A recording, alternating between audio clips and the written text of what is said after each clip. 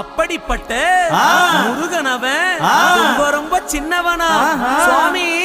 சின்ன சின்ன முருகைய சிங்கார முருகைய கொஞ்சி கொஞ்சி தமிழ் பேசும் செந்தில் வடிவேலனவன்.